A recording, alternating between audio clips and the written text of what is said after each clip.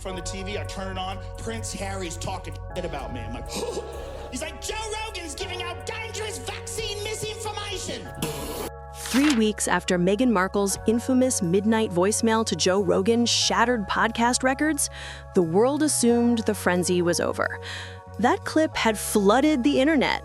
Late-night hosts mocked it, TikTok creators lip-synced it, and even a rapper sampled her furious, "You know who I am" line. Joe played along, flashing that sly grin and teasing his producer with, "Any midnight calls tonight?" sending his audience into fits of laughter every time. Meghan had turned into a living meme, a cultural punchline. No one believed it could get worse, until she proved them wrong by calling again during one of Joe's half-asleep doom-scrolling nights. Is, of course, a lifelong feminist, which she's demonstrated by marrying a prince and giving up her job. It was 1:47 a.m. in Los Angeles when Joe Rogan's phone flashed with a Beverly Hills number. He squinted, half sure it was spam, then froze. "No way." His raspy voice answered, "Hello?" Silence. Then that voice, calm, cold, deliberate. "You think this is over?" Joe bolted upright, pulse racing. It was her, again. Meghan, we don't give a f***. America don't give a f*** about you. A lot of people care, dude. We don't care about the royal family. They got a Netflix show. We never cared about nothing that had to do with... He muttered in disbelief as her voice sliced the line. "You went on air, mocked me, played my voicemail like a joke. You crossed a line." Joe gave a short, dry laugh, half nerves, half bravado. "You left me a threat, Meghan. What, a thank you card?" She didn't flinch, her tone lowered, measured, and deliberate. "You're lucky that's all I said. You preach free speech, Joe, but you don't know what silence costs. I'm giving you one chance. Stop talking about me or you'll regret it." Then the click. She hung up, leaving him utterly stunned and silent. Harry and Meghan are losing their titles? That's the most embarrassing royal loss since William's hairline. Come on, just shave it, Will. Okay, just shut up about the hair. What hair? Oh, I'm sorry. Joe Rogan sat frozen, phone still in hand, the hum of the line buzzing in his ear. It wasn't her anger that unsettled him. It was the icy control. Last time she'd been furious. This time it felt calculated. His eyes shifted to the desk. The recorder's red light glowed. He'd been journaling late-night thoughts for weeks, and it had captured every word. Another royal order, he muttered, or freelancing intimidation now. But she was gone. By morning, he'd texted his producer. She called again. "Recording's clean. Don't touch it until legal hears it." The war had quietly reignited. That is Harry. Look, if I was him, I would have said the same shit. I get it. And if I met that dude, I'd love to have a drink with him. That's what I'm talking about. This shit means something to me. Within hours, Spotify's private servers held a new secret file, Markle_CNC_all.web. Before dawn in Santa Monica, an intern leaked one line to a journalist friend. She called again. It's not over. Boom, chaos. By 9 a.m., #RoganAll2 was trending worldwide. Memes flooded the internet, TikTokers remixed her icy "You think this is over" into slow-motion edits, and Twitter ignited. Across the ocean, inside the palace, a royal aide reportedly texted Clarence House. She's escalating again. Meanwhile, in Montecito, Meghan Markle calmly sipped green tea, headlines glowing on her screen. Her assistant whispered, "Should I tell them it was fake?" She didn't look up.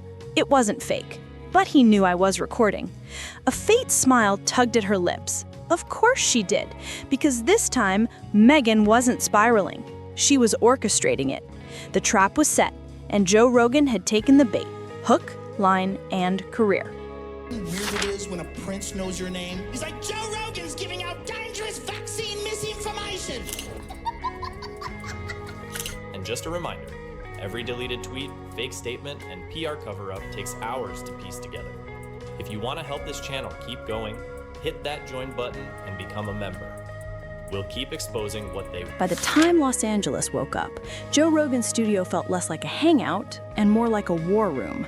His producer, Jimmy, paced wildly, earbuds in, replaying the second call on loop. The red recording light blinked like a pulse that wouldn't quit. "You sure it's clean?" Joe asked. Crystal, Jamie Vernon replied. No cuts, no distortion. Timestamp matches your carrier log, 1:47 a.m., Beverly Hills Tower. Joe's voice was low, not confident, just stunned. That single line, "You think this is over," had reignited the blaze, turning Scandal into a sequel. Inside Spotify Slack, execs panicked. "If this airs, we're toast," one wrote. "She'll sue, she'll drag us all." Another replied coldly, "If we bury it, Rogan walks. He's threatening to go independent again." And just like that, their messages leaked. But while the suit scrambled, Meghan Markle stayed calm, strategic, sipping tea as the internet burned. "Should we release a statement?" her assistant whispered. "No," she said. "Let him." Meghan wanted the audio out. She wasn't reacting, she was directing. And at 11:08 a.m., TMZ confirmed it. Sources revealed Meghan had contacted a political media consultant before the call, not a friend, not PR, a messaging warfare strategist. The internet exploded all over again. Talia Gray's fingerprints were everywhere. Overnight, talk shows flipped their tone. Meghan Markle wasn't the hysterical duchess anymore. She was the fearless woman taking on a culture of mockery. Joe Rogan watched one segment live and nearly choked on his coffee. "She called me twice at night and now she's the hero?" His producer sighed, "You're losing optics. She turned your outrage into her evidence." Hours later came the hit. Spotify's stock slipped 3 points after a petition titled "Deplatform Hate for Profit" launched, targeting Joe directly. Front and center was Meghan's line, "You think this is over?" Joe slammed his desk. "She's weaponizing my own show title." Minutes later, his lawyer called. Cease and desist, emotional distress, reputational harm. She was building a case. But then the twist. "Joe, the letter cites private transcripts, internal. Someone inside Spotify's legal team may be feeding her." His jaw tightened. "You're saying she's got an insider?" "Not just an insider," the lawyer said. "Someone with access to your recordings." Across the country in Montecito, Talia's encrypted app pinged. Delivery received. Audio files intact. She flipped the phone face down. "Everything's in motion," she said. "Just stay calm." Meghan whispered, "He always reacts. That's the problem." Outside, the California sun glared. Bright, beautiful, blinding. Neither of them realized it anymore. It wasn't about revenge. It was about control. The first real hint came from Reddit at 3:14 a.m. when a user named Audio Archivist posted a 12-second clip titled "Rogan Private Feed Never Aired Segment." It featured Joe Rogan, Jamie Vernon, and a female producer. Rogan, "We can't play that part. She sounds unstable." Jamie, "But that's the point. People will eat it up." Rogan, "Yeah, but Spotify said no. Too much liability." It was short, vague, but sounded incriminating.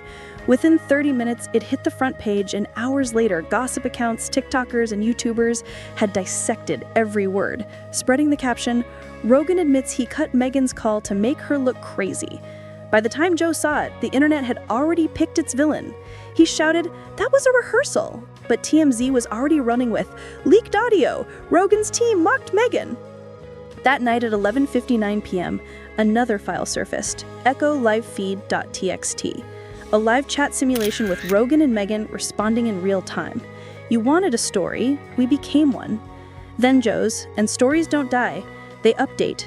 Millions tuned in as the voices adapted to reactions, almost alive. By the next morning, both their podcasts were gone, and Spotify redirected everything to a single black page, pulsing with, "We are still speaking." Buried deep in the code, one final line glimmered like a threat. Echo 4.0. Ready?